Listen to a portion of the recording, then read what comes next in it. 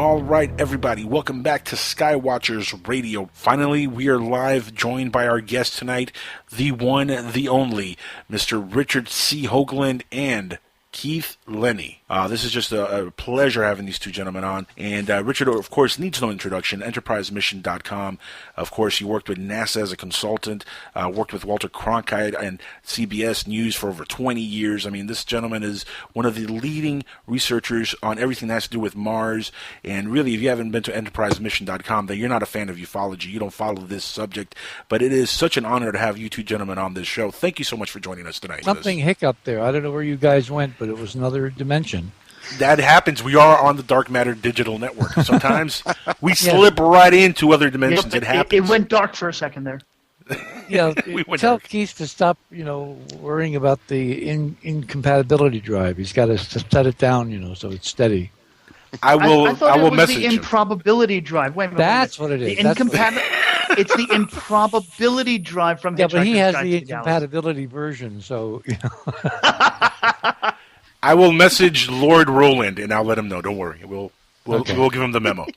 So, Keith, did you give a proper setup to what we're going to do tonight for a while? Yeah, I was just explaining a little bit about Pluto and what an amazing thing it is that we even have these pictures. Richard, Keith, like I was telling Keith before you got back on the air with us, the first image that I saw of this planet, was just mind-boggling. It was amazing. I mean, this was it blew my mind really how beautiful this thing was. Now there's more images, right? There's a lot more images that were released several days ago. Correct. Yes. The color one that has that feature that they're calling the heart. Yes. Camera. Yeah. That one came in late on Monday night, the 13th, and of course we swooped around the system, around 7,700 miles above the surface of Pluto, and then out into the Kuiper Belt for now months and years to come. And they took a whole bunch of data after that picture, and they released a close-up of a region to the southern part of that heart-shaped feature on the wide angle. All of these images are over on EnterpriseMission.com, and they're also at HiddenMission.com, right, Keith? Mm-hmm. Well, actually, I have those on KeithLaney.net. Oh, okay. Mm-hmm. Anyway, I'm running both sites, so the close-up is just mind-boggling. Yes. Because if you look at it with more than a casual glance, there's artificial structures down there. Okay, so it's not my imagination what I'm looking at there. No, no, not at all. Now, everybody, of course, is calling them mountains, and they're making a big deal about their, mountains on Pluto. How could they form if you have a small planet / moonlet that doesn't have an internal energy source? How do you get mountains sticking up? They're saying some of these things are 11,000 feet high. Well, they're 12,000 feet wide, 12 miles wide, as I measured on some of the imagery. And if they're 2 miles high, that gives you a ratio of what? 6 to 1? Right. Okay. Yep. So they're huge, shallow, pyramidal arcologies, gentlemen. Keith, do you agree? Yeah, they have them all over the planets. And they really do. I'm looking at it. Oh, my God. Could it be these guys, methane type of a growth? No. Forget the methane and the nitrogen. No. All that. That's the mainstream assumption. Remember, we have in science something which is called your vision being model-driven. Meaning Pareidolia. No. In other words, you have formed a model in your mind of what you expect to find. And for Pluto, right. It's incredibly cold, incredibly dark. It's made of ices. There's a wisp of an atmosphere. Something is causing, seasonal changes in the 248-year orbit as Pluto goes around the sun once. That's their mindset. The idea that they would look at this surface and they would see anything that's built by intelligence is inconceivable. So everything you're hearing in the press about the Pluto encounter is totally driven by a mainstream model that says this is a natural piece of ice melting in the sun and condensing in other places with snows of various ices on geology, period. And I took one look at this picture, Keith, and I'm sure you did the same thing, and I said, what the heck? Because it looks like the city structures at Cydonia on Mars, but in much better condition, much better preserved. Right? Now, I'm looking at the image. I blew up the image, and Alan, I suggest you do this. Take the one main image with the center part that looks like the heart they're speaking about, and really blow up the image, and you can definitely see artificial structures on this thing. You can see bridges on one side of it, which definitely look like a bridge connecting two different areas. When you say a bridge, now keep in mind the scale of this. You're looking at things that are hundreds of miles long. Huge bridge, yes. Yeah, so you can't say it's a bridge. It is rectangular geometry. You don't know what the damn thing is. People have to get out. They have to get out of the mindset that just because it looks familiar, that's what it is. No. Well, I mean, there is rectangular geometry in geology and all today. you can say at the moment is you're seeing geometry that doesn't belong there. And as Sagan said to me... Well, you don't know what the stone is made out of. Well, you don't even know that it's stone. Should probably give them another image. We don't know what material. Exactly. I guess the thing is we don't know what the image is made out of. Keith, do you see? What the substance is? Do you see the two large objects kind of facing each other that look like they have ruffles or ridges on them? Down toward the corner of the image, or up toward the corner, depending upon how you have it flipped. Are you talking about the same image? I'm looking at the image that I have flipped around so that it's this is a super close up, gentlemen. Is it the reverse side of the image? Look, I'm going to link you guys so we can all be on the same page of the image I'm looking at. And on Skype here, if don't forget to put it up so all our listeners can listen to it as well. Yeah, what I'll do is I'm going to tweet it also to all of our listeners so they can go ahead and check out the image. This is the one I'm looking at. Please post the one you guys are looking at so we could all be on the same page here. Okay, I'm looking at photo reverse. Keith, why don't you direct them to where you have it on your website? That'll work too. Okay, I just Skyped it to him. Oh, okay, cool. I haven't a clue how to Skype an image yet. Where are you saying we should be looking? Keith? Excuse me? I got the image. Where should we be looking? Here, I'm gonna I Skyped it to him. It's keithlaney.net/images/Pluto. And that opens up my Pluto image directory, right? And you can look at any of the photos that are in there, but that particular one is called Pluto 1 HR. I mean, I'm looking at it now. Where are you saying? Where are you calling out that interesting long rectangular? Oh, okay, never mind. Exactly. Just let him look. Are you talking about in the upper left-hand corner? At this point, that shows a massive shadow with it as well. Guys, is that what you're talking about? Up toward the left corner, up to the upper left corner, there is a large rectangular area thing right below the shadow. I see exactly what you're talking about. Right. That's right. That's what you're talking about, correct?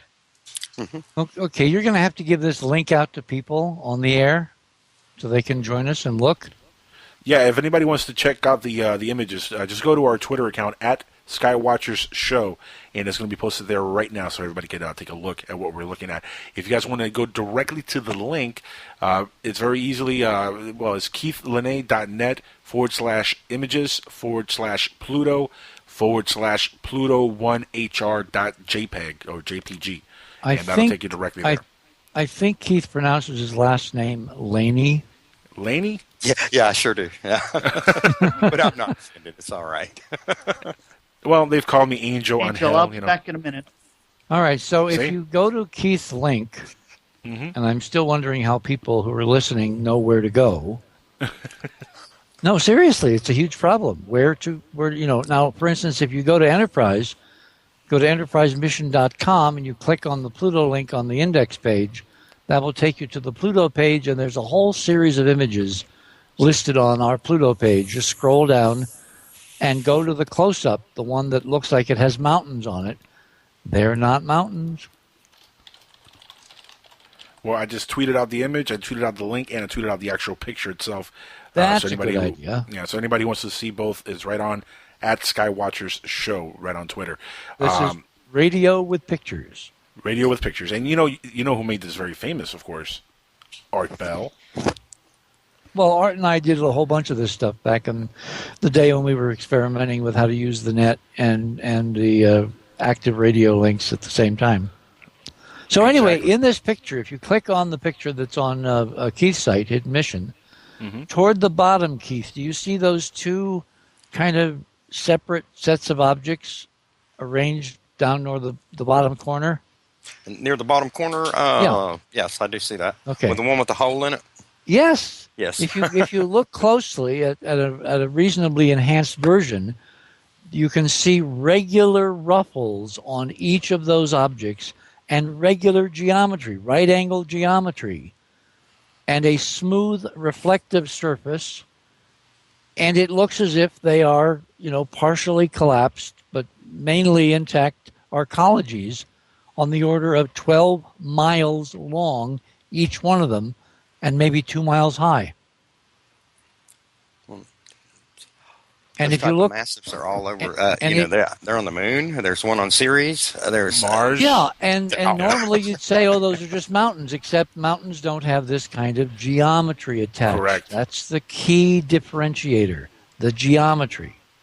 So are we looking at that collection of objects, those massive objects, above the two arcologies that I pointed out, above that flat space which surrounds them? Are we looking at a collection of objects in an oval that may be, 50, 60 miles long? And are those a series of arcologies all grouped together in one region on Pluto for some reason? Because if you look closely, there's geometry in that collection that does not belong in such a collection if it's just random tectonic forces. Right. One of the most geometric things I see in the entire image, if you look toward the right side of the image, near the middle of the right side, you'll see there's just at the edge there. There's an elliptical long black shadow area. If you see it, I see it. Yes. Okay. Well, right below that, there's a ridge there that has some square, square block things all over it. You got it. That's more geometry that doesn't belong there. I mean, that to me, that's stunning. And again, the scale of that is about 12 miles long. So each of those indentations could be half a mile. Correct. The guys that we proposed that were in this solar system before us, that were behind what I have modeled as the Type 2 civilization that redesigned and rearranged the original solar system. They built very, very big.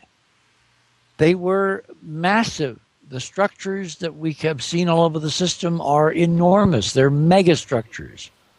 And that's one of the things I think that has thrown off professionals, even including archaeologists and anthropologists, from recognizing what's on some of these images, because the scale to them is impossible. So massive. Yeah, it's so massive. But if you understand... So when they say that giants walk to the earth, is this what we're talking about? You're thinking in the right direction. Mm-hmm. Very possible. Okay, keep going. Yeah, very possible. Here's the thing, though, Richard, and getting back to the comment you just made about us in the past, or the previous civilization. A lot of folks, of course, when they see any structure on one of these other planets, they immediately jump. Oh, these are the Greys. These are aliens. These are from outside. No, this could be very well from Earth past, billions of years ago. This could be very well from us, or the people that were on this solar system before there was even life on Earth in our own galaxy. We have found relics on the imagery from all space agencies, from all corners of the system now over 35, 40 years. Pluto is kind of icing on the cake. And the reason that we're seeing, Keith, I think things that are in much better preservation than at Cydonia is because of the inclination of Pluto to the general plane of the solar system. Pluto orbits in a very elliptical orbit. Yes, it does. At a high inclination of over 17 degrees, which means if all the other planets are confined to the surface of an LP record, Pluto's orbit cuts down through that record, that disk, at 17 degrees. So it spends most of its time in interplanetary space above and below the dust of the inner solar system, in which case it's subjected to far, far fewer impacts. Or as NASCAR people would say, it's always in clean air. Yeah, Right. exactly. Yeah. Exactly. And Yeah. it's not getting It's not getting sandblasted on the Exactly. On the orbital Yeah. Notice, and what they were astonished at the press conference this afternoon, Stern and the other guys and gals, Dr. Bowman, was the fact they can't find any impact craters on this close-up at all. None. Zero. Zip. Now, they're saying that implies that this is a relatively young surface. It also implies to me that Pluto has been hanging out where, as Keith just said, it's clean air, so there's nothing to hit it, so it could be a very old surface, but very, very well preserved for billions of years. We don't know yet. We need ground truth, and we're not going to get it, obviously, on this mission, because the only way they have of dating these surfaces is something called comparative crater counts. The idea that if something is covered with more and more craters, and the cratering has been at a steady state across the history of the solar system, then something with a lot more craters got to be older than something with few craters. Right. But if you're dealing with something orbiting in a region of the solar system which does not have things to impact and cause craters, then a very ancient surface can look pretty new. And that's just my impression, that this is a very ancient surface, but it's been preserved because, again, in our model, Pluto and Charon and the other guys were deliberately placed in that orbit as a deliberate archive when everything fell apart 65 million years ago and the Type II civilization became extinct in this huge interplanetary war that we talk about. And this is all in the book that I did with Richard Grossinger's request, Pluto, New Horizons for a Lost Horizon. The entire predictions of the model, when we got to Pluto, published in March before we had any data, is now in print, so we can compare my predictions as to what we're seeing. And my predictions were we would see structures, we would see geometry, we would see an archival planet left there for us to find and learn from. How long is New Horizons supposed to be around Pluto before it's gone? Oh, it's not orbiting. Oh, it's dashing past at 32,000 miles an hour. It was there yesterday. It's now millions of miles past. It's been looking back. Now here's. It's been looking back and taking lots and lots of data as it recedes. For instance, close-ups of some of the little moons, the night side of Pluto by Charon light. That should be really, really awesome as an image or images. And then lots of scattered dust images looking for rings, looking for the Pluto atmosphere, looking for an atmosphere around Charon, which you only can do really in forward scattered light. So you got to get behind an object with the sun behind it toward the center of the solar system to get that kind of viewing angle. But it's going away and away and away. And what they did this afternoon is this morning about 5:30 a.m. Eastern Time, they turned this spacecraft around about the size of a baby grand piano. They pointed the big antenna several meters across at the Earth, at the center of the solar system, and they sent down several hours of data before they turned back around and resumed taking images and taking data and doing science, because they can't transmit and take data simultaneously. That's one of the huge problems of the design of this spacecraft. Okay, Richard, now here's Keith. an important question, if I can throw it out. Go ahead. I got one after. Go ahead. Compared to all the other satellites and all the other missions that we've sent out there, how much data do you think will reach the public from this compared to what they'll actually have really on file? Keith, you want to tackle this first? What percentage do you think? What percentage? If it's been like lately, I would say, 98. I would say 98. That high? Well, because I don't know if I believe that. Hang not on. that I'm calling you out as a liar. Guys. There's what they do instead with these programs is they put it out there and let you figure it out yourself. And they will never say it's an anomaly in there. There has been, gentlemen, there has been a dramatic, if totally unannounced change in NASA's cover-up policies going back the last couple of years. And every time I've been on Coast with George, I've tried to point this out, that what NASA's been doing for 2 or 3 missions and what the Europeans have been doing for their missions And what the Chinese did with their lunar mission back in 2013, they've all been letting it all hang out. There are the most astonishing imagery now in the official archives of all of these national space programs, all staffed by different people, run by different governments, run by different political, philosophies. But what they've been doing is they've been stuffing their archives with real astonishing data on artifacts, ruins, geometry, engineering, structural components, artifacts, toys, mechanical junk, huge megastructures. All of it is being put in the archives, which has told me, and obviously has told Keith, that there is a change, a dramatic public change coming. And what these agencies are doing is putting the stuff in the archives, so when people accuse them of a cover-up, they simply port to the archives and they say, well, it's been there. It's right there. Yep. If you're too damn dumb to right there, you notice just didn't see it until now. It's not our problem, exactly, because we live in a society where unless authority figures say you now have permission to see artifacts on other planets, very few people will have the guts to A, see the stuff, and B, the guts to talk about it publicly. So NASA and the other guys are perfectly safe until they pull the trigger and we have the D word, disclosure, which I think from the trend curve, Keith, I would estimate to be weeks away, if not sooner. Wow, that soon? Yes. My goodness. I mean, that right there is incredible. If that is an actual fact that we get disclosure. Well, you got to look at what they've been faced with here lately. Well, of course, it's Art Bell coming back to radio. They don't have to that's what's going to cause it, exactly. Here's the thing, though, and this is the question I didn't get to ask, and you guys kind of like answered it for me.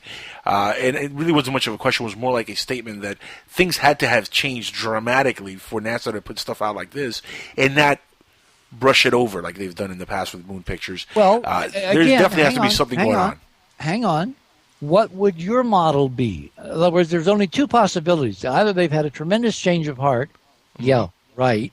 Yeah, exactly. Or they don't have a choice but to tell us. Or Brookings is no longer operative.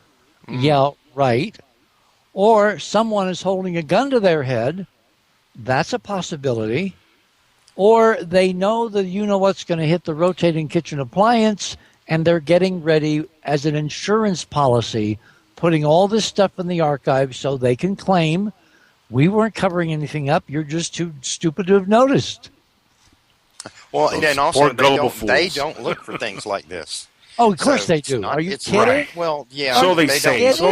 They don't look for This is why the missions are being funded. You really think we're going out to Pluto to measure its atmosphere? Yeah, I mean, officially they don't. I mean, it does look, guys. It does look like it. It does look like they really knew exactly where to point the cameras, how to get the right shot. I mean, they knew exactly what was going on. They picked from Earth, from the Hubble imagery, which is awful, this particular side of Pluto to fly past and get the close-up images. Based on the approach photography, frankly, I would have preferred the other side of Pluto. Interesting. So look at the hexagonal geometry. Keith, tell me about the hexagonal geometry on the other side of Pluto. Now, the other side is full of great dark basins that, for all of me, look like huge geometric chasms.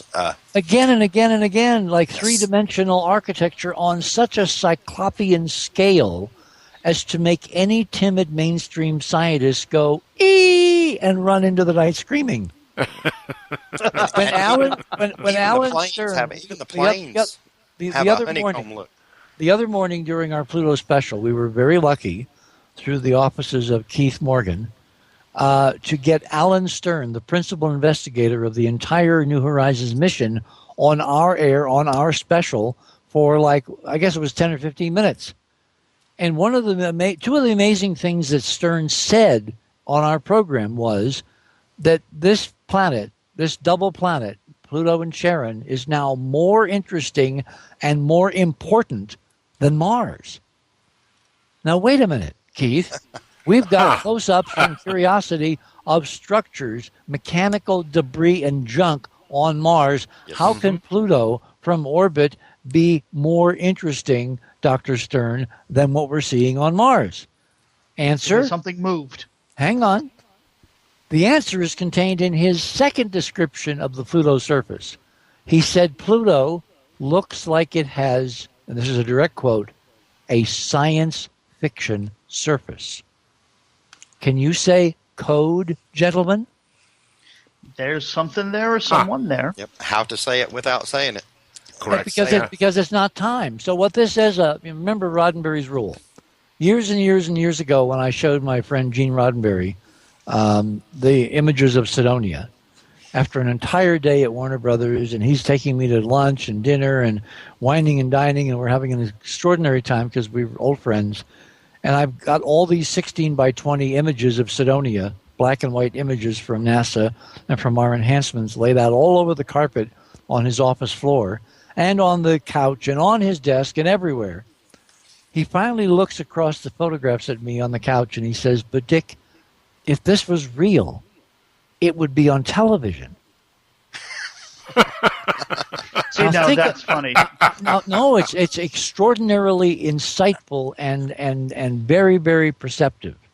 Because what that was telling me is that we live in a culture where even if you're on the inside and you have the briefing, unless it appears on television, or in this case we include major media, major newspapers, blogs, the internet, all media together, unless it appears there and people are making a fuss about it, it doesn't exist. So it's not good enough that they have briefings in the back room saying, look at this arcology and look at these geometric structures and look at here's where they may have parked the so-and-so. It has to be on television, even though it's addressed in a code phrase. So all the folks that got the briefing listened to Alan say, Pluto's surface is science fiction. Bingo. Close bookend on the briefing, and they now know it's real. It's been on television. It's amazing. They displayed the photo, in the because in the it's coming up. We're going to have disclosure, and the question is, who's going to freak out, and when, and is Jade Helm, that massive several-month military exercise going on now in the Great American Southwest, is it in fact preparation for people freaking out when they find that we are not alone?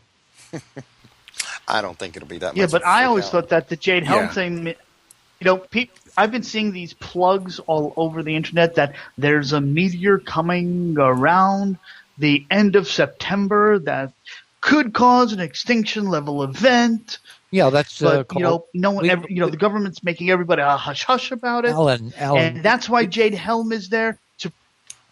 we call that. Go ahead, please. We call that fear porn. Fear of. Mm-hmm. Fear porn. Oh, fear porn. Doom and gloom. Yeah, fear porn. Gloom. Yeah. The end of the world is nigh. we've had about how many end of the world scenarios now in the last 15 years? How many? We are in this huge battle for the hearts and minds of the human condition. Right. And the two sides of this dichotomy is fear and love. It's fascinating that the major heart-shaped feature, the brightest feature on Pluto, has now been renamed the Clive Tombaugh Regio, after Clyde Tombaugh. That's Clyde Tombaugh, who was the guy who in 1930 discovered Pluto using a photographic telescope at Lowell. And we were very pleased and honored to have Clyde's son on our show yesterday morning, describing how his dad found it and what happened afterwards and what he went and did and how the family has reacted. You know that Clyde Tombaugh's ashes are actually riding on this spacecraft? No kidding. Tombaugh is the first emissary from the human race into interstellar space, because this spacecraft will keep on going and going and going forever. I think Gene Roddenberry's a little upset about that now. Yeah, he only got as far as the moon. I wonder if George Lucas is going to take a trip once he passes. I think you have to. I don't know. No, but I will tell you guys. I will tell you one funny story though, that the description of having all the photos of Mars on Roddenberry's floor in his office. Funny as it is, I could back that up as true because I remember Majel Barrett actually mentioning something about that in a little sit down that I had with her and a couple of other people from the TV show Star Trek. So, Majel was married to Gene. So yes. Did you ever meet her or no? Oh, I've known Majel for years until she died. She died a 3 years ago. Yeah. In fact, I met them just as they were getting married. We had dinner at a place on Sunset Boulevard called the Cock and Bull. It was a very classy restaurant, and I remember, very classy sounding. Yes. Yeah, well, it was very high end food, and everybody who was anybody. So it would be like the Brown Derby, where you would go and you'd see all kinds of movie stars and celebrities and all that. So I'm sitting there with Gene and with Majel having dinner. And there are all kinds of actors and actresses flowing around the room, getting tables, leaving, waving, coming over, saying hi. It was very interesting to be in that Hollywood milieu. Now, let me ask you guys, now that someone has made used the term science fiction setting, do you think that there is activity on Pluto itself or Charon, or do you think that it's just leftovers? Well, our model says it's a library, it's an archive, it's a place that's been preserved so we can figure out what we're doing in this place and what our real history is. With the New Horizons cameras, with its sensors, it can't really pick up a current civilization because it takes stills, it takes images that are stills, and you have to have movement, and you have to have movement at a fine scale to see vehicles or whatever. But I really do think that was Stern's kind of cute way of referring to the idea of structures, intelligently designed engineering, geometric on a huge scale structures visible in the imagery. And this close-up image, for those, see, it's really hard to inform people of what they're seeing if they have no contextual experience for what they're seeing. Right. Understood. You can't really teach constructional engineering techniques to people who are art majors. Especially not on the radio. Kind of takes a while, exactly, because you got to have the picture. But what I'm seeing when I look at this surface, and what Keith is seeing, and chime in anytime, Keith. Oh, yes. Is much better preserved engineering and not mountains, even though the scale is on the order of mountains. In fact, there's one there kind of up in the middle of that cluster that almost looks like you're looking at a huge mega cathedral on an aerial photograph looking from the top down, because it's got these Relu triangle tops to three structures. It's got like 3 or 4 of them. Yes. One after the other, yeah. Yeah, and that looks like it's a very tall, wide skyscraper, and a la some of the things that were designed in the 1930s. But that sounds like some of the unique structures that are supposedly on our own moon. They are. Cathedral style. But they're in much worse condition because our own moon orbits down in the invariable plane of the solar system and has been subjected ever since the war to huge amounts of dust at high speed, sandblasting with every impact material away. So you wind up with rounded, eroded, almost featureless geometry, whereas on Pluto, because it's up above the plane, or below the plane most of the time, it hasn't got dinged and hit as much as everything else, and so it's in much better condition. And I think the other side... Okay, I get that. Now, let me ask you... Hang on. I think the other side, the side that we're not seeing in close-up, is in even better condition than this side. I believe that. Yeah, I completely believe that. Well, just honestly, compare... Well, it depends on... They're not going to give you the best... They're not going to give you the best image right off the bat. Just compare the two geometries. So this has nothing to do with politics. It has to do with the distance we were from the planet when they took the image. Remember, Pluto only rotates once every 6.4 days. So are we going to get more images soon, do you think? Oh, yeah. Tomorrow there's another data dump. There's a big press conference at NASA headquarters on Friday, so you tune into NASA TV, or you Google, NASA Pluto press conference, and you'll get dozens of links, and you can watch it in live stream, or you can watch it on space.com, or you can watch it at NASA headquarters. I mean, there's so many ways for people now who are interested to follow this and to be up on the latest what's being revealed, and then you come to these updates for kind of context and perspective as to what's really going on. Right. Okay. let me. I'm sorry. Go ahead. Go ahead. Let me get this real quick. Hold on. Go ahead. You went first last time, Alan. Let me get first this time. All right. One thing that's always bugged me, Richard, and one thing that I think that people that are listening in and some of the folks out there who might see some of these images and not get what we all see, might be because, again, they're trained to look at, when they're looking at images, to look at buildings like skyscrapers like here on Earth. You really got to think outside the box to see some of this stuff. But when you really blow these images up, I mean, there's artificial stuff all over the place. And how are you noticing that? How are you recognizing that? I'm looking outside the box. I'm looking at things that don't look natural. Doing that, what is your process? What brings you to the conclusion it's artificial stuff down there? Well, just because I know what geometry is on the geometry. Yes, that's exactly. The word I'm looking. The geometry is the geometry. It's the geometry. Stupid. Correct. Paraphrasing Bill Clinton. All right, now, let me throw this out. Hang on. What's interesting is that on other planets and moons and satellites we've looked at, the geometry is there, but it's beaten to hell because it's been eroded by micrometer. Pluto is up above. It's weathered. Yes. Here, it's in much better condition. Oh, Which is what I think was designed. Now, why do they pick 17 degrees? Why not 30 degrees or 27 or 19.5? 17. 17, if you go to ancient Egyptian mythologies, and there's a tremendous Egyptian link to all of this. Does anybody know who the chief Egyptian god was of the underworld? Anubis. Set. Anubis. No. Anubis? Wasn't it Anubis? No. Horus? No. It wasn't Horus. Osiris. Osiris. That was my next choice. Yeah. Osiris is the big god of the underworld and resurrection, death and resurrection. Well, the number 17 is a number in Egyptian ancient numerology which stands for resurrection. Now, resurrection of what? If Pluto and Charon and all the other four moons are a system devoted to preserving what was here once, and we discover it, we in the process resurrect the reality of that ancient extraordinary Type 2 civilization. Now, flash forward the film. In 1930, Clyde Tombaugh discovers this little place, and a schoolgirl, 11-year-old schoolgirl from England, sends a telegram through her grandfather, who's part of the academic community and knows Lowell and knows the observatory and knows how to get to Tombaugh.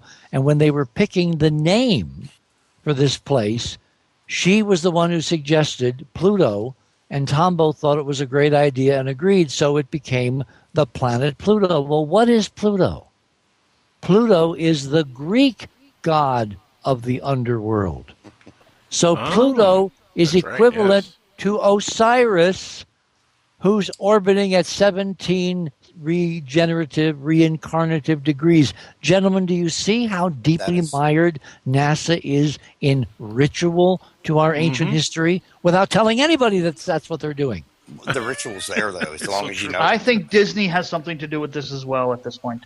Well, they're either going to buy it, make a movie out of it. Hang on. We know from the record that Disney in 1929, the year of the crash, brought out a new cartoon character, a dog, that he named Rover.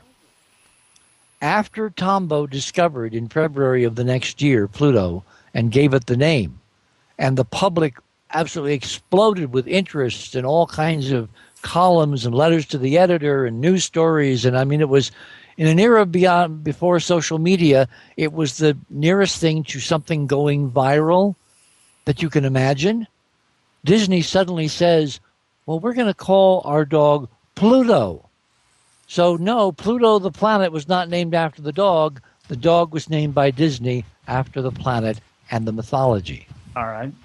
Now, so, Alan, there might be that movie in the works. Okay, well, here, and this is all described, by the way, in Pluto Dark Mission. New Horizons for a Lost Horizon. All right, let me ask everybody on the line here about this, especially Richard. What do you guys think about that we have what's called the Secret Space Program? Yes. Okay, so how come we haven't, with the Secret Space Program, gone over to Pluto, to actually go and see what's there. And who says we haven't? How do you know we haven't? Okay. I mean, I automatically assume they have, and they just aren't telling us. Exactly. I mean, and now these images are just their way of saying, okay, now let's show them this little glimpse here. Talk about it. Remember, if part of our model, which is both technical, scientific, engineering, and political, part of the political side of the model is, we're basically going on Jack Nicholson time. Up until a certain time, they believe you can't handle the truth. Correct. Yep. Now, that's an arbitrary decision on their part, and I don't think it's because we can't handle it. I think it's because they haven't figured out how to manipulate it so that it's part of our control mechanism, because the truth, in fact, will set us free if we get the right truth. So we've always worked on the assumption there was some large calendar or clock under which the establishment inside was operating. And at some point, when the right hands were in the right position on the clock, disclosure would begin, again, because it's a ritual calendar, and certain times and certain dates and certain hours are more propitious for revealing this kind of information than others. Well, it sure wasn't the Mayan calendar. But now we're talking about several weeks away, possibly, Richard, maybe sooner. I mean, this is really could be right around the corner. It's right around the corner, cosmically speaking. So why would this time be different? Why would it now be something coming up to a change, a paradigm shift? Well, go back to what Keith and I have been recognizing for a couple of years. I mean, Keith, you have been boggled, as I have, at how much amazingly real stuff has been stuffed in these archives. Yes, from all the way back from Apollo, even before then. You just have to look for it, and the older stuff's not easy to find. What first put me on the trail was something everybody overlooked, and it was right in front of everybody's face. And that's just how they do it. And if you are skilled in navigating their archives, if you're skilled in observing, it's there. You can pick it up. You just have to sift the signal from the noise. And the rate at which they've been putting real stuff in the archives has gone up, again, astronomically in the last year, 6 months. Like every image now contains stuff. Well, it started back, the flood started. They told me about this back when I was with the MER program, is that we are going to flood y'all with data. And they have. There's so much I'm so avid at Mars and the planets that I've got my fingers in every pie, and it's almost too much for me to keep up with. We've got the rovers, we've got planetoids, we've got everything. Now, we got a mission going to Jupiter.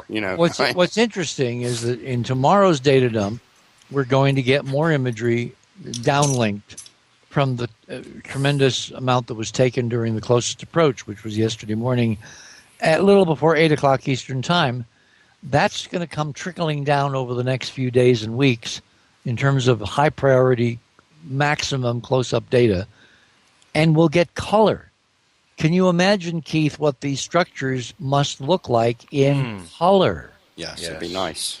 Because the artificial stuff that we do is colorful, and it will stand out against the other background, because if you're looking at materials that are, for instance, made of a certain composition, then you'll get repeating geometry that has that composition, because you're not going to change the composition of the materials to make structures 5 miles away, 10 miles away. You're going to use the same materials over and over and over again.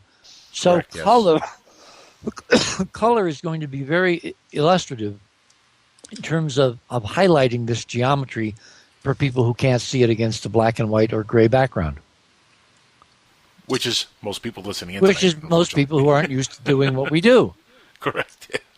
I mean, most people are going to look at this and they're going to be like, okay, I see rocks. Well, but they're not trained to see this like you are. Yeah, and these days with the World Wide Web, with Google, with all the abilities to find information from anywhere, for folks not to have a kind of a seat of the pants or rule of thumb for how to separate natural stuff and artificial stuff, you'd think they'd never looked at a satellite picture. Yes, that's very true. And most of them haven't. But if you're listening to this show, you got to, because that's where the good stuff is. It's in the geometry. Now, I wonder when we get the color images, is it going to be in this same section also as well, or is it going to be the other side only, like you're saying? No. When they took this black and white might be a filtered version of a color image. Okay. In other words, in order to make color, you red, green, and blue. Right. You can make false color by putting other wavelengths in, like infrared. The more colors you choose, the more filters you use, the more you can play games. And Keith has done this over the years with a program from Kodak called Envy? Yes, it was. I think they're on their own now. Where you can take multispectral data and make the most vivid, incredibly colorful images, and the colors all correspond to composition. Well, let me ask you, has anybody here ever seen or heard of the DVD or the movie Moon Rising, where there were photos and videos of the moon put into color, and actually it shows the domes, it shows the asteroid strikes. It's just a really, really amazing video of the actual moon being colorized. That's a slightly separate process. That's a process called solarization, where you arbitrarily assign a color to the brightness differences in a gray or black and white image. But real false color is where you have different filters filtering the spectrum when you take different versions of the same picture, and then you put them together so the colors actually correspond to material compositional differences and not just brightness changes. Okay. Gotcha. Yeah. I just found that. Go ahead. Yeah, I would think that's more. I would think that's more detailed. I just found. I actually watched that video a while back, and it's much more diagnostic. It's so fascinating. Yes. Well, some things you can put into just arbitrary luminance false color, and it will let you see shapes. It lets you see the geometry easier, but it's really all the same stuff because the back end, what's causing the color, is all arbitrary. It has nothing to do with the actual surface materials. Okay. Moving on. Now, in all intents and purposes, though, guys, I mean, are we really? We have known about this planetoid, this dwarf planet, this planet. I mean, is any of this stuff supposed to be there? That's the first question. No. There's nothing supposed to be there, right? Nothing at all. None of it. The geometry should not be there. That's the amazing part. It's supposed to be a cue ball. Yeah. Now, I mean, I'm thinking of all kinds of things. For instance, is this, and this is interesting, Keith, is Pluto and Charon really, are they really objects that were closer to the sun, like in the asteroid belt, like where Ceres is? And they have been. If you follow any type of Sitchin-style cosmology and read the Enuma Elish, it assigns a definite Sitchin is very distrustable. Yeah, well, I mean, the Enuma Elish is. Yes. You got to go back. I was just going to say creative would be the right word, but okay. Yeah, but the Enuma Elish gives Gaga a nice role. And if, for instance, you have the technology to control gravity and inertia, meaning anti-gravity, then putting various objects, celestial objects, in any orbit you want is basically just engineering.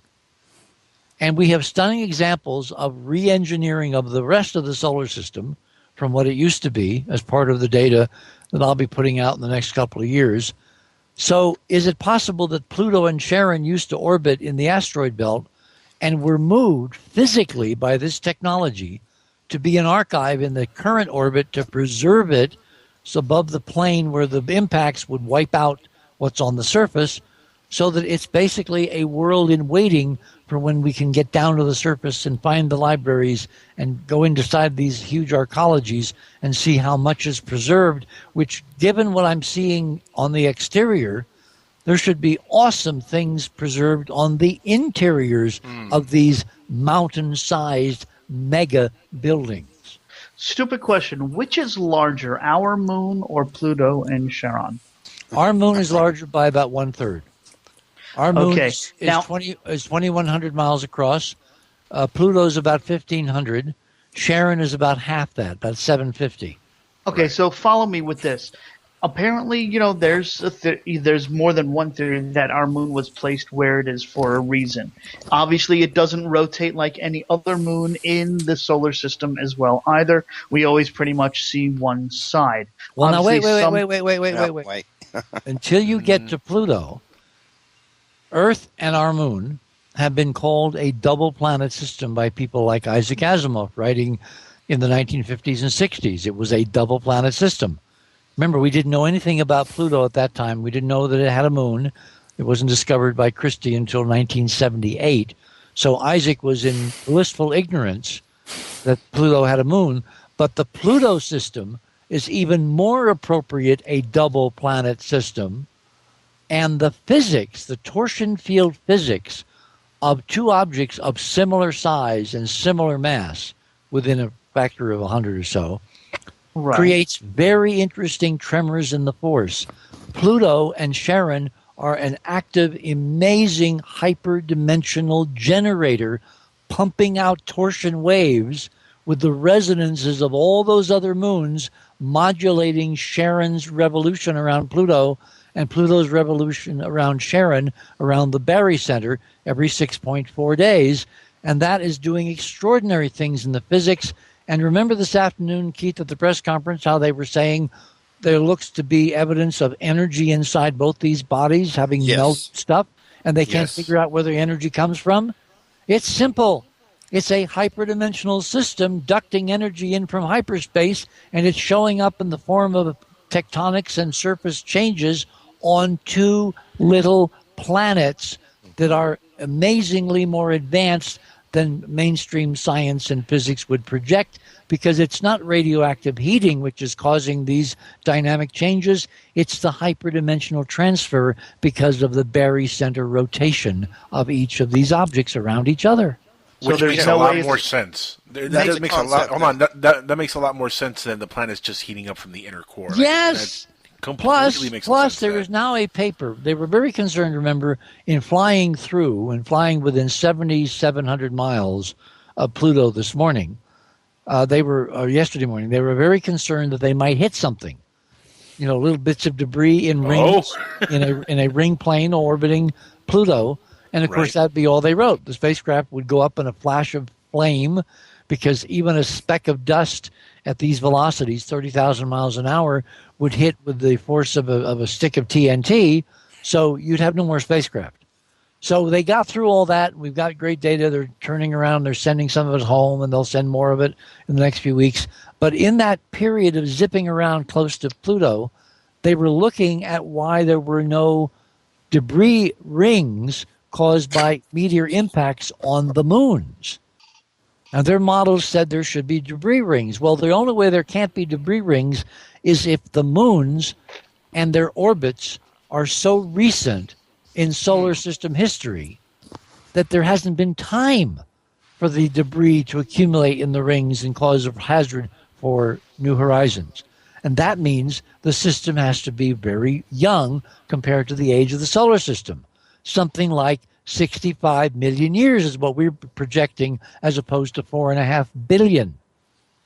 So there's lots of interesting evidence that this is a young system, meaning it was put where it is recently and preserved from the catastrophe, so it's an archive to what things used to look like before the great and awful war that destroyed the solar system. Now, where do you think it was placed? Or where do you think it was originally in? I think that it is a silicate world. It's not an icy world at all. Right. And that Charon is a silicate world. And the reason their densities are low is because there's structure going down miles below the surface crust, which will lower the density because of the honeycombing. And they're basically what the moon used to look like before the moon got beaten to hell because of its orbit around the Earth. And the Earth is where it is in the middle of the solar system. So we're saying they're hollow inside almost. Down to a certain depth. Down to a certain depth.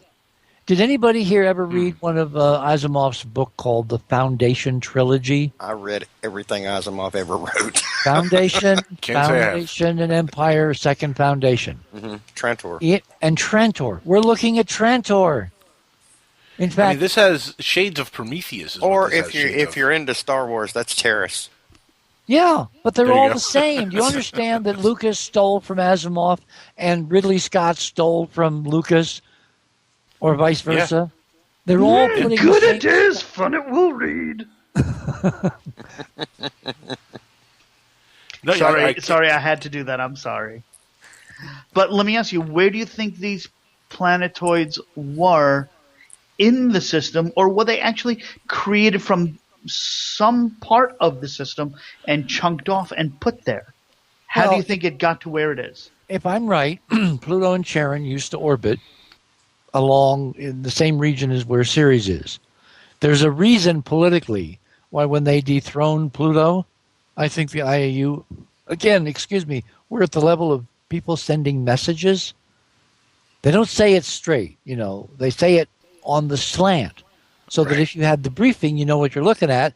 And if you haven't had the briefing, you don't understand anything that's going on. So by demoting Pluto in 2006, the very year within a few months of the launch of New Horizons, and making Ceres, the largest asteroid, another one, we now have two dwarf planets officially designated for the solar system, right, guys? Mm-hmm. Right. Well, Ceres is the same size as Charon, give or take 50 miles. Right. And if Pluto used to orbit in the same rough belt as the asteroids, except there were no asteroids then, you just had these objects. And then after the war, it was plucked away from its orbit and moved out to where it is now to preserve it and the history it contains. Then the prediction is that it won't be it won't be an ice world at all. It'll be basically another silicate rock with water vapor and a lot of volatiles on the surface that were part of the environmental system, part of the inventory of volatile materials. But basically, it's a planet, like a rocky inner system planet, moved artificially by the technology of a Type 2 civilization to be where it now is, so we could ultimately go out and find it and begin to decode what it's supposed to be telling us. Now, Richard, why haven't we sent a rover out to Pluto? Do you know that That's lands next. on the planet? That's next. Okay. Do you know how expensive it is to get to Pluto? Very, I can imagine. It depends which space program you're working with. Well, yeah, if you're working with the secret guys and you got anti-gravity, you can go there on a picnic tomorrow night. If you're working with chemical rockets... I'm packing my picnic basket.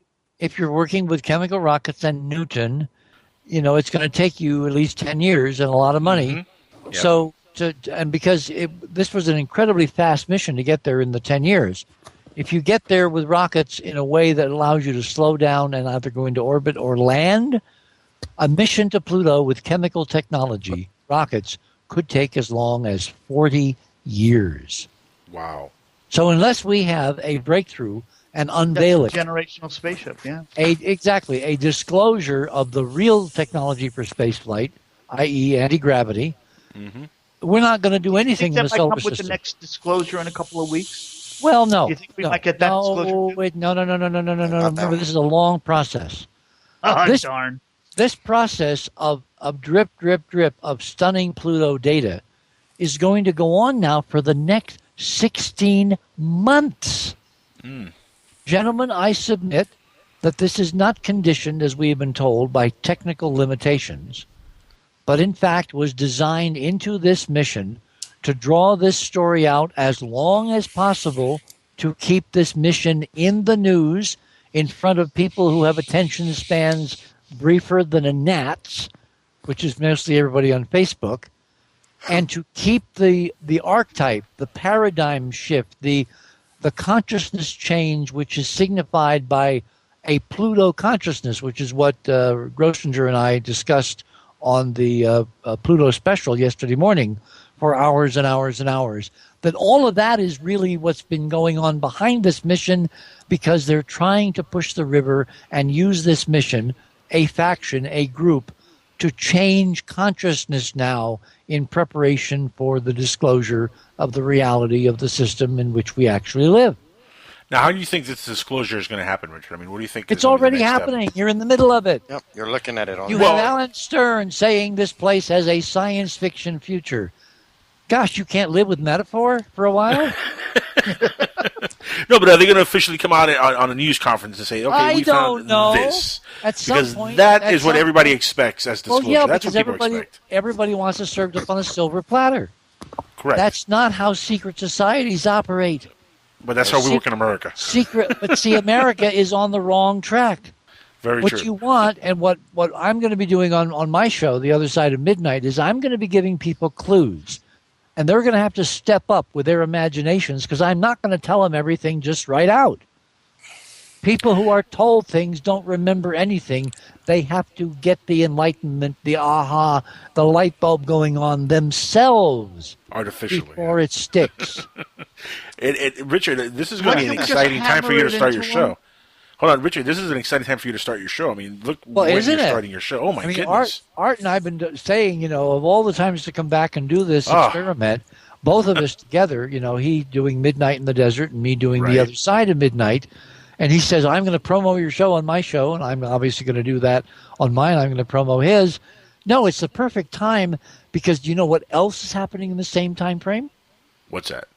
The X-Files are coming back. Yes, that is so true. We're reliving the 90s the way it should have gone with Disclosure. And almost even, I don't know how more epic you can get than Art Bell and the X-Files coming back, but we got Star Wars coming back also. Just letting everybody know. Don't forget, there's the new Galaxy Quest coming too. It's all about space in the next year. It really is. I think it's going to be the next decade. It's going to be the next decade. Now, let's not forget, gentlemen, and Keith, you might want to chime in here.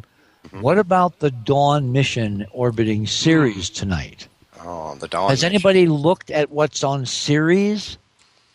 Except that nice little reflection? No, it's the nice little reflection, that 19.5. At 19.5, and remember the angle between the cylindrical part and the rounder part, left and right, is 19.5 degrees in that 55-mile wide crater. Which, by the way, they're not getting any closer. They've kind of put that on hold. Remember how they had a computer problem a couple of weeks ago, and suddenly they were not going to lower the orbit for a while? Yep, they're still there. That seems to me to be a timing thing. Who's going to get to go first? Is it Dawn, the Dawn team, or is it the New Horizons team? And I think New Horizons has won the coin toss, and they're the ones who are going to talk about Disclosure. Remember, my question is, hold on, who tossed the coin? Behind the scenes. I know. Who are they that tossed? I don't know. Maybe the mission. If we had that answer, I'm not part of these guys. I'm not part of these meetings. These are speculations. These are political speculations based on what we're seeing. But with your years involved, you weren't part of this decision making. Up until a point. Oh, okay. I'm wondering if it's the Men in Black. Hang on. Did you notice how Stern opened yesterday's major press conference with the new signal coming back and the phone home signal and all that? Did you hear the musical selection that he chose to open? Renegade. No. I came in a couple of minutes late. They did play that also. I heard that. It was the theme from Enterprise. Oh, really? Yes, out of all the gin joints in all the world, why is Alan Stern playing my music? I was hoping for Close Encounters of the Third Kind. After having been on my show and talked about a science fiction surface to Pluto, then he plays the theme from Enterprise. Can we get with the program, guys? Is this messaging or is it not? Messaging is like they're poking at you. Like I said, if it was Close Encounters of the Third Kind's theme music, I would have probably been a little bit more apt to to buy into it. Yeah, but what do I run as an institution looking at all this data? Yeah, I know. Enterprise mission, I know. The Enterprise mission. Correct. It's kind of clear, isn't it?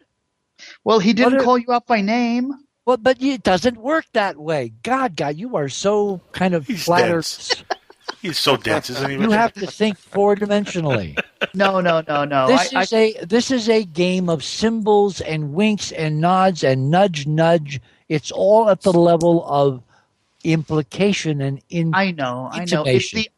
I know it's the if I told you I'd have to kill you concept. Yeah, because it's not time yet. So what is pacing the clock? When will it be? No. When will it be time?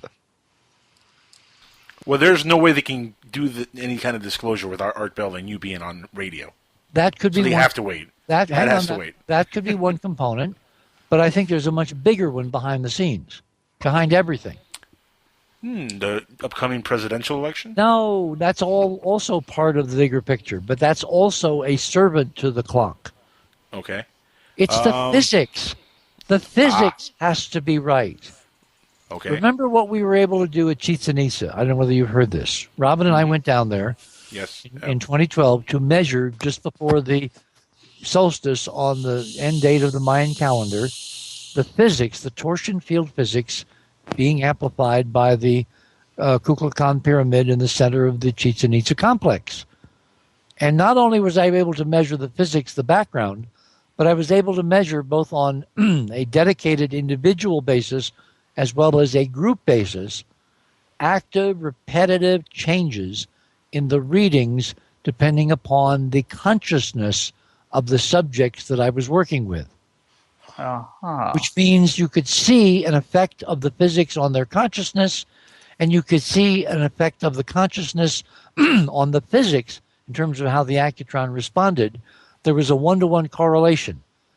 If that's true, if the consciousness with which we approach the world is modulated by this background change in the physics the entire solar system has been going through for decades upon decades upon decades now in our model, it stands to reason that if there's a window of expanded consciousness coming up, when you want to put these truths out there so they don't get lost, they don't get ignored, they don't go away, they can't be shot down, they have to be addressed, you got to wait for the right time. It's like surf's up. You got to wait for the surf to be up.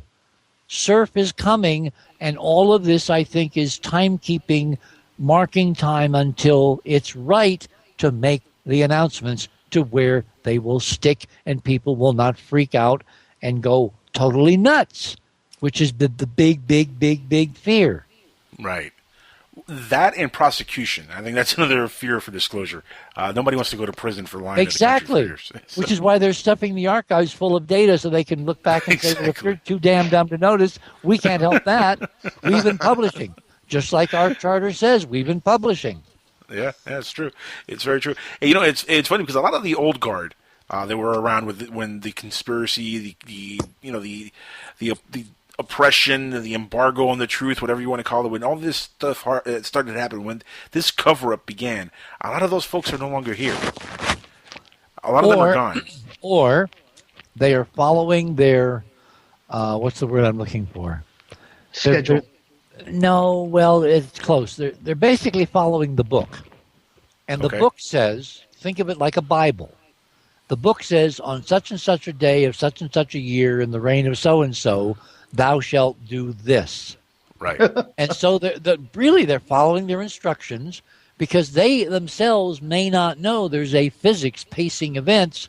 They're just working off a calendar that says on such and such a date, you do such and such. This, for instance, is why I think, as I explained on our Pluto special, these two dates separated by exactly 50 years. Mm-hmm. It turns out the Mariner 4 encounter, the first flyby exploration of Mars that Dick Bertel and I covered in that special 50 years ago last night, took place on the 14th of July.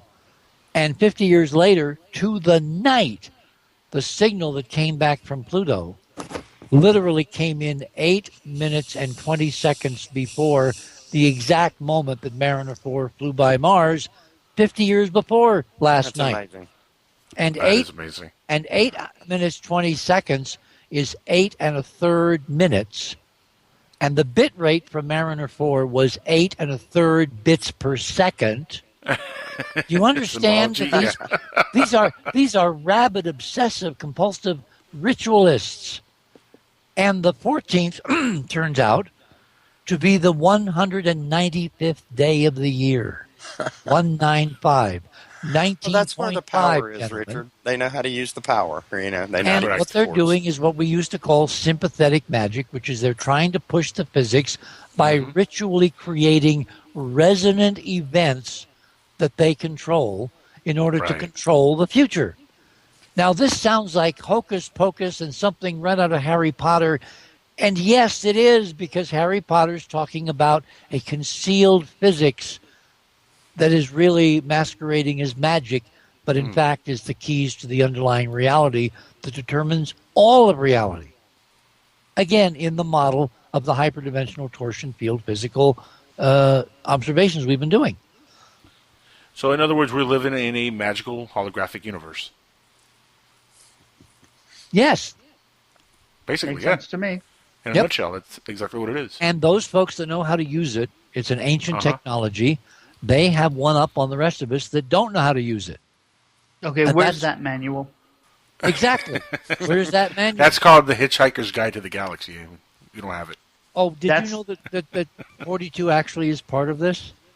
Oh my goodness. No, please do tell.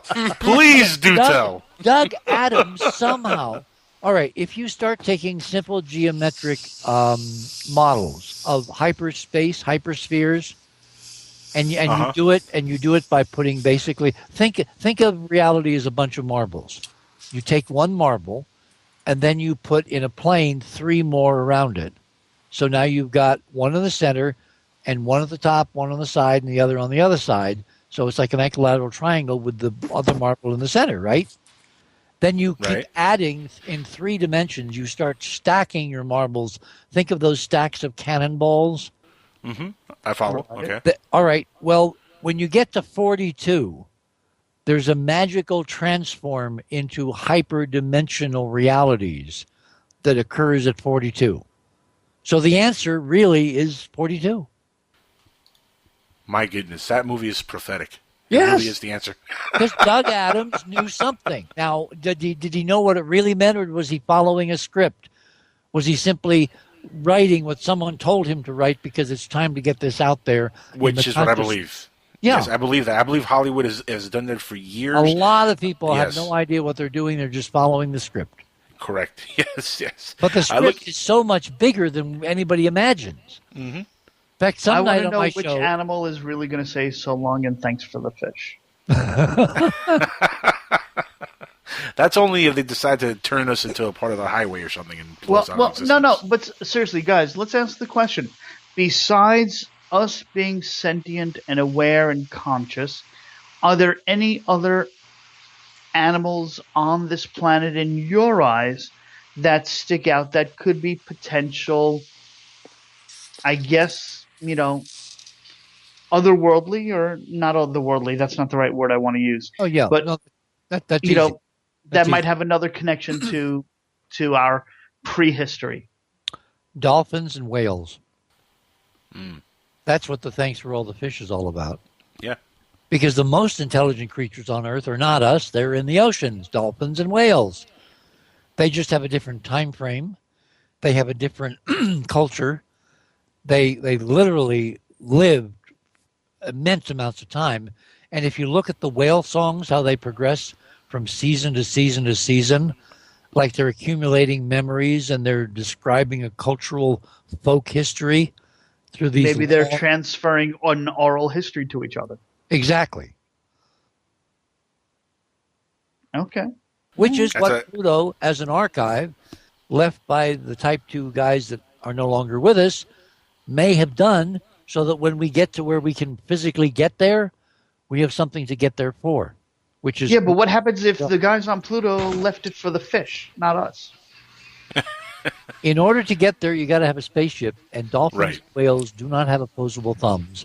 Well, at this point in time, no, but who knows what they could build with their flippers. Well, remember, several 100 million years ago, whales and dolphins went back to the ocean.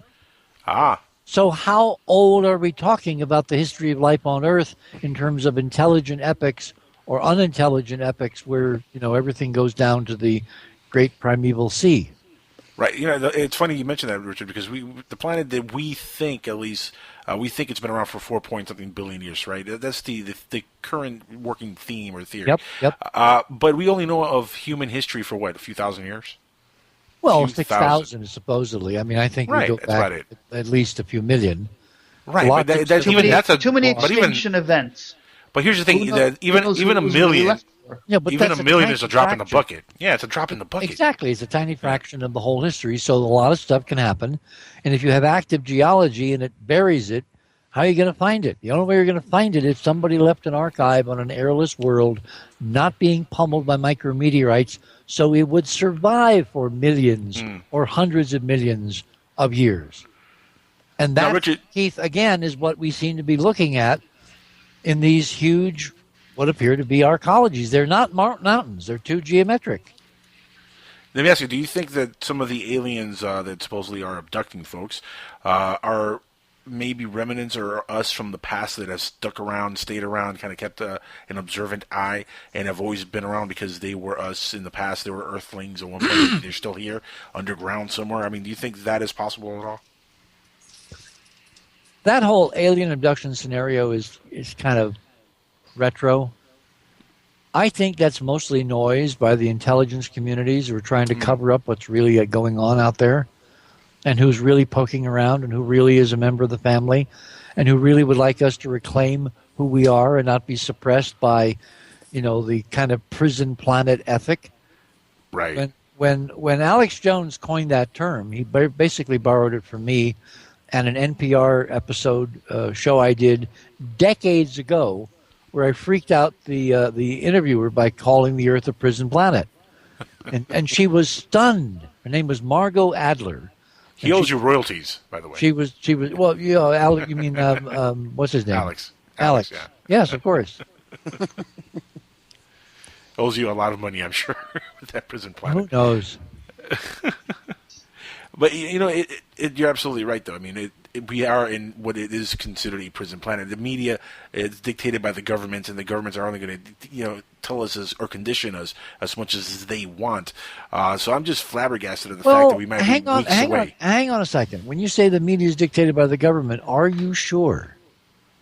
Because are you sure it's not the other way around? I mean, you got to understand. There's 7 corporations, 7 owners that control pretty much all the media throughout the entire world. Right, and those 7 corporations are the ones that are behind the scenes pulling all the strings to everything. So maybe it's not the government, maybe it's the media. You're looking at an oligarchy, the 1% of the 1% of the 1%. This is why I'm so fascinated by Donald Trump oligarchic running. plutocracy. It's the Illuminati. It's the Illuminati. Think of what Donald Trump's running represents. Oh my goodness! Yeah, he is literally. Really want to go there? Of course, with $10 billion, he is definitely a tenth of the 1%. Right. He is running for president of the United States, and he is now leading in the polls. The world's most prominent oligarch is leading in the polls. And you don't think we're living in Saturday Night Live yet?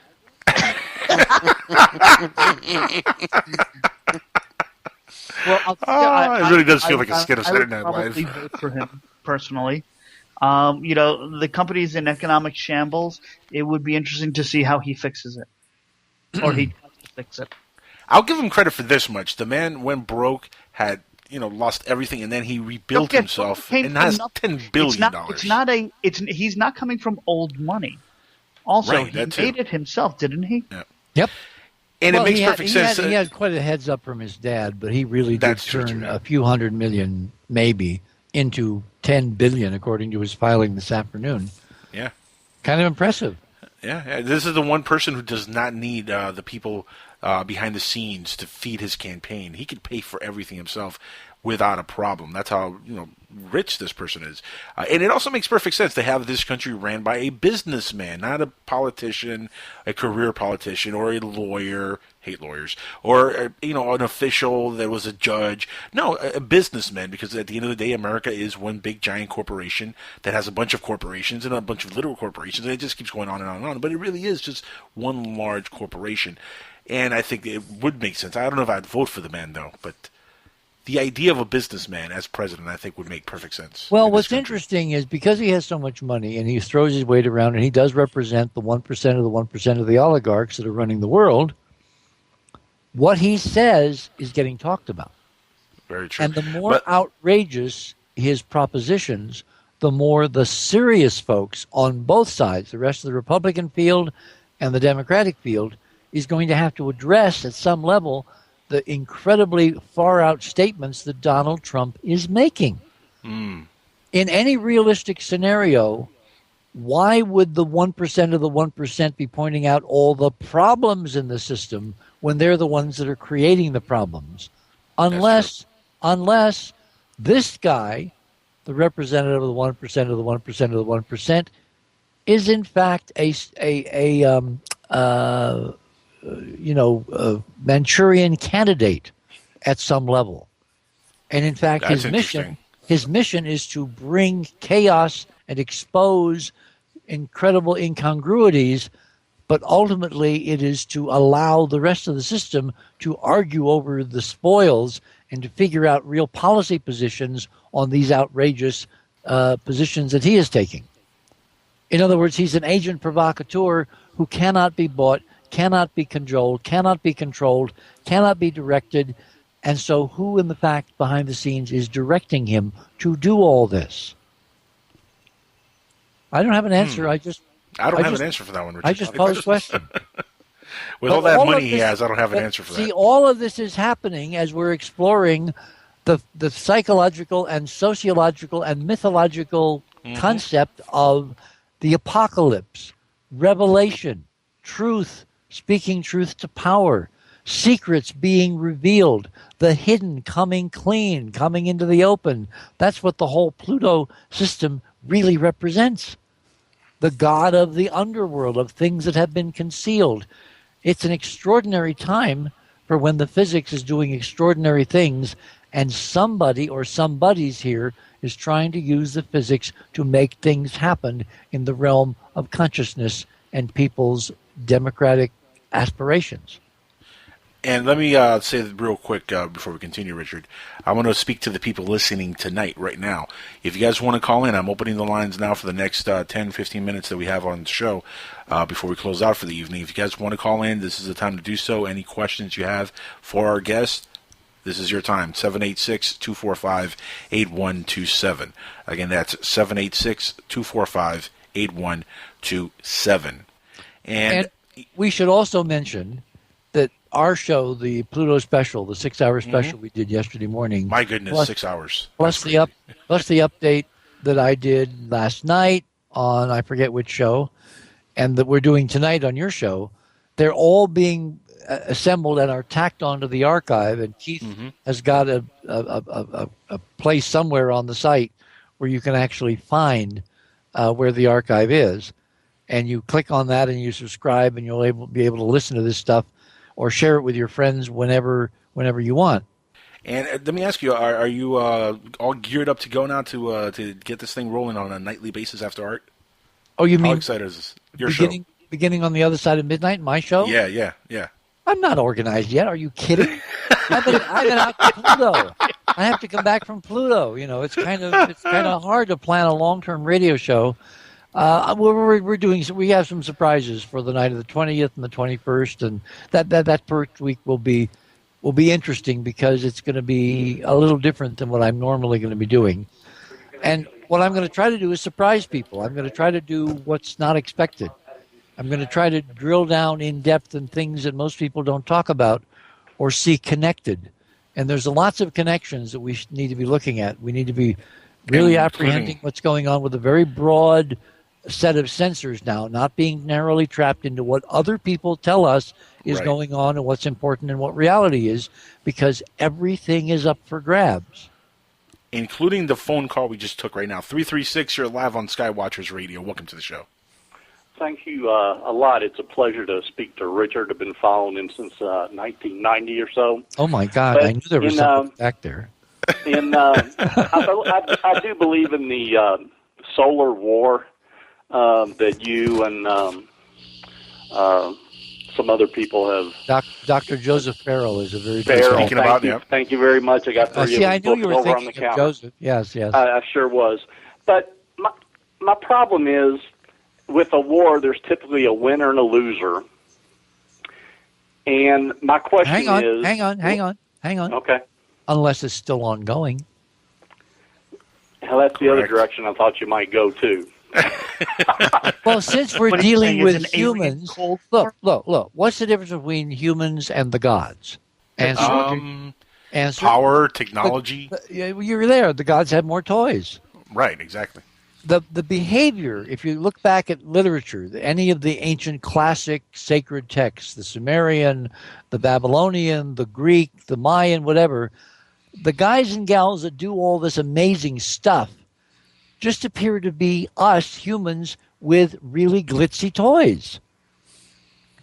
So if we're looking in terms of the solar system as an epoch when we were the gods, when we had abilities to manipulate the ether, the torsion field, and like in Forbidden Planet, like the Krell, we could project matter to any particular spot on the Earth in any particular form, any color, any design, etc. And we misused that power and we destroyed ourselves and the solar system, then that means we're the poor cousins slowly rising up from the mud, looking out at the system and saying, oh my God, what we used to be. Except the folks that are doing that are a select few who think they're related by blood, by DNA to the gods, and the rest of the unwashed on the planet don't deserve to be part of that heritage. And that's what I think is about to change. Can I ask one more question? Absolutely. Go for it. I've been watching some David Flynn on YouTube, and it's such a shame he's not with us anymore. It sure is. He died so tragically, too early, because David had a brilliant mind. He was a fundamentalist Christian, but he was one of these big thinkers, fundamentalist Christians. We had so much fun putting puzzle pieces together from the Sidonia days in his version, his view, by means of the Old Testament as to what might have gone on out there and who God was and who the devil is. And I mean, he has some remarkably interesting perspectives, and it's just a shame he's no longer with us to enjoy what we're seeing now. Well, my question, and I'm not heavily into him as of yet, but I've been trying to be. But he'll grow on you. What do you think about this war instead of us involved is between good angels and bad angels, and we just happen to be right in the middle of it all? Yeah, but what's an angel? How do you find angels? Exactly, yes. Very good, guys. From God. Yeah, but remember, with any What's a God? with any sufficiently advanced toys, you can become a messenger from God. Correct. You can become a God.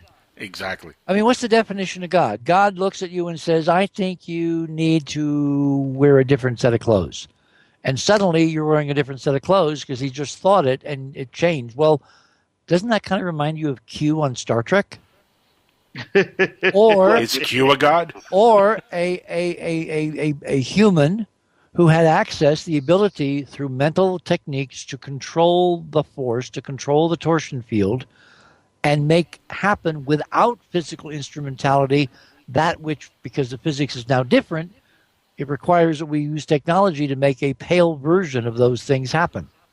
In other words, if the physics has changed from what it used to be to what it is now, and back then everybody was a god because they could tap directly in and make things happen, and now because it's broken, only a very few people can make things happen, and most of us have to make machines to make things happen. Do you see where I'm going? That the actual background environment, because of the war, it destroyed the system that was designed to preserve the ability of consciousness to interact with the torsion field at will.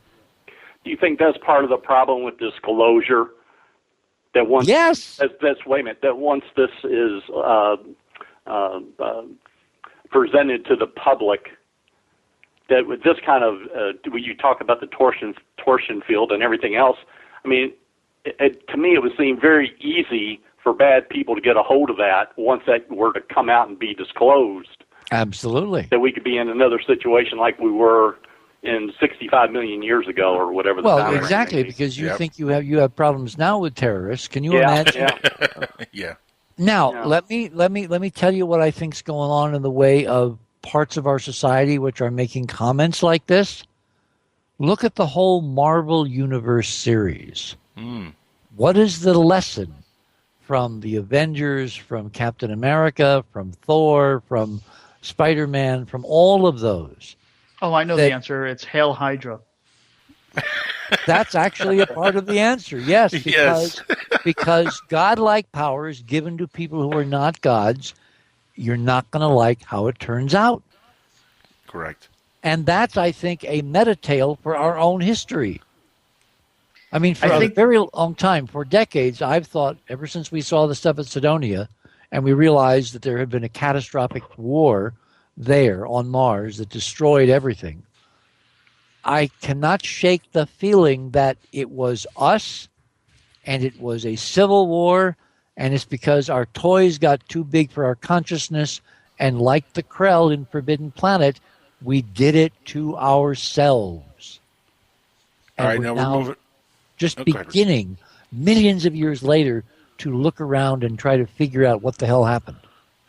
We got to move on from that caller. We have a couple other callers on the line who want to get in. 614, you're on the air with Richard C. Hoagland and Keith Laney and myself and the other guy. What's your question? Make it fascinating. Hello. Well, first of all, I'd like to say hello to Richard. This is Charlie. Hi, Charlie. I go back. Hey, Charlie. I go back to 1990 as well. I want to say hi to Keith Laney. He knows who I am. Friends with him. Hey, Charlie. Hey, buddy. I got a question for you, and that is, Max Kajik? Yes, of course. Okay, Richard. Did you notice the timing of the anomaly from the New Horizons on July 4th? Did I notice that it happened? Yes, of course. And a few days before, like 2 or 3 days before, they had a similar problem. Went into safe mode on Dawn, orbiting Ceres. Right. Max posted on his page. He had noticed that the timing of the anomaly occurred around 3:30 a.m. I was wondering if you had taken a look at the timing of it. You mean in terms of the celestial alignments?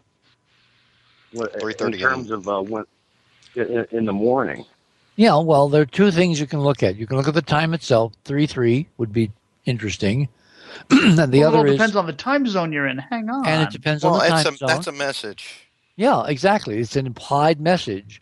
The question is it a threat from outside or is it a pause from inside because everything has to be in sync? I think it's a pause because other parts of this moving machine are not in place yet for the full disclosure which is coming. But I don't think we're months away or years away. I think we're weeks away.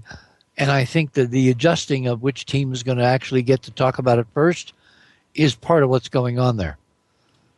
Okay. Thank you so much, Richard. One more thing I want to ask Keith. Keith, I'm looking at your image of the mountains, the lit up side, and towards the left corner near the center, I see a structure with a V cut on top of it. Do you see that? Mm-hmm. Yeah. I think that's pretty telling right there. Oh yeah, Charlie, look around in that image. Yeah. You will be amazed. Yeah. The more you look, the more you'll see. It's pretty incredible. Blow the image up as much as possible and really look at every little part of that image. I mean, there's so much artificial stuff in there. It's incredible. Again, as denoted by the geometry. Correct. See, we have to keep telling people who don't know what we're looking at and thinking, are these guys smoking really good stuff? There is a criteria. There's an objective criteria, and it's geometry. I see rectilinear geometry, which means if you look over on the right-hand portion of that frame, Keith, at the bottom, where the right-hand arcology is, and then you go catty corner up to the left about 45 degrees. There's a single thing kind of lying there by itself. And then directly north of that, up in the image, there's this linear thing that looks like a mound, only it's kind of uniform. It's kind of rectangular. Mm-hmm. That whole area looks like it's got a rectilinear grid, like almost a street configuration in some southwest city, like Phoenix. You see they go up and down and left and right. Mm-hmm.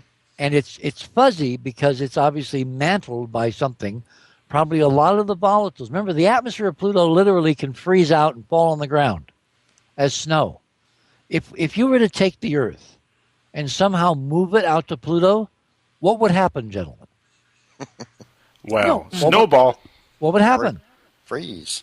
All the moisture come out of the sky. At what rate and what would freeze first and what would it look like? In other words, that's an excellent question. I have no idea. Well, think about it. The first stuff that would freeze would be water, because water has the highest melting point. Right. Then the gases. Remember, we're breathing oxygen and nitrogen. Nitrogen and oxygen condense into a liquid at around 300 below zero, at standard pressure. So you just kind of say to yourself, well, what would happen is the Earth, water would freeze first, and then the various components of the Earth's atmosphere would freeze.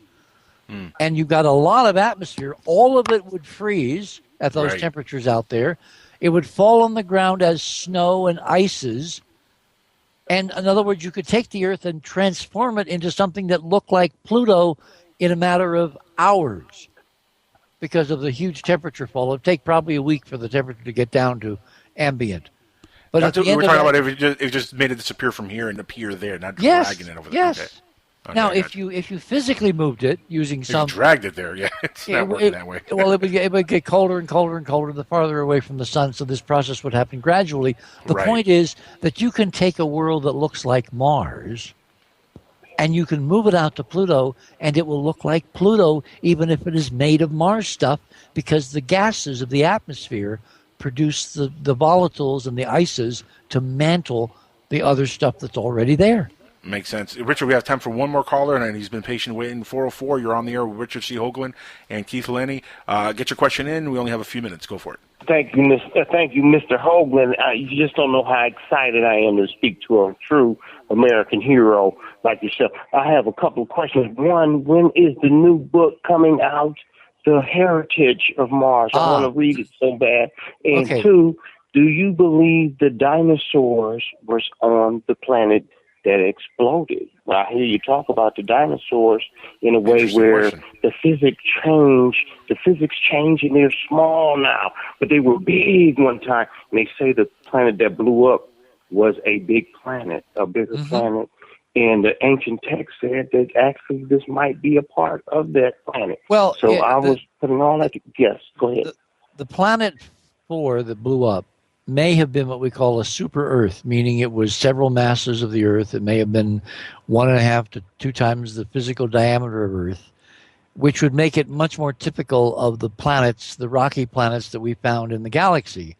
You know, the Kepler mission and the other missions that NASA has going looking for extrasolar planets have found an awful lot of super Earths. And the fact that this solar system doesn't have one makes it really an oddball, a standout. And so it's not illogical to imagine that maybe the planet that blew up that Mars and other guys used to orbit as moons, as satellites, was of the super Earth category. If that was true, then it implies all kinds of things about the physics of the solar system then, the physics of living on Mars as a satellite of this bigger planet, the physics of maybe Pluto was a moon of this, fourth planet. And when the planet was blown up, Pluto was moved to be the archive. In other words, you can paint all kinds of incredible magical scenarios. All you have to do is propose that there is an ability using this physics to control gravity and inertia, in which case you can remodel anything, including entire star systems. It just takes time. If that's the technology of which we are descendant, then if we could master its use and conquer our consciousness so that part of us didn't destroy the rest of us, the so-called terrorist syndrome, the ISIS syndrome, the end of the world syndrome, bringing on the apocalypse, that's the danger of democratizing this level of engineering and physics, because with bad people, this physics could wind up destroying this planet as well as the ones that happened in the past. Richard, we're sadly short of time. Keith, we're out of time. We have to run. This has been just a magical segment with you two. Thank you so much for being on the show. And it's been really, wonderful. we are so happy to have you on board on Dark Matter Digital. Well, thank you for introducing me to the network. I am glad to be joining my fellow colleagues. And our first new show is going to be Monday night, the 20th, 21st. I have no idea what's going to happen, so you might as well join me and watch it all unfold together. I might have to stay up to really late to listen to that. I'll be up. Forget work. I'll be up for that one. Make Richard, sure you guys go look for the archives, because Keith is going to knit all this together so you can get to it in a contiguous fashion, and it will all make sense. And real quick, I wanted to tell you, years ago, the first time I ever spoke to you, and this is why I mentioned it earlier, this is like full circle, and I'm just so excited to have had you on tonight. You and I spoke for the first time years ago on a good friend of mine's show named Jesse Randolph on UFOnaut Radio. And ever since then, I've wanted to have you on my personal show, and now it's finally happened. If you wait long enough, thank you. Anything happens. And obviously, if you invite me back, I may come back. Oh, you're the man. Thank you so much, He didn't say sir. he will. He said he may. That's all I need. It's Richard C. Hoagland, Alan. Come on. Guys, thank you so much for joining us tonight. All the callers, thank you so much for calling in. Keith Rowland, Lord Rowland, thank you for being there. Nancy Burns for all the tweeting. Everybody who tweeted out, thank you guys so much. We'll be back next week with another fascinating episode of Skywatchers Radio right here on the Dark Matter Digital Network and, of course, little old PSN Radio. Please stick around. More programming to come up next. And soon, very, very soon, next week, we'll be able to say, stay around. Art Bell is next. But not yet. That'll be next week. Good night, everybody.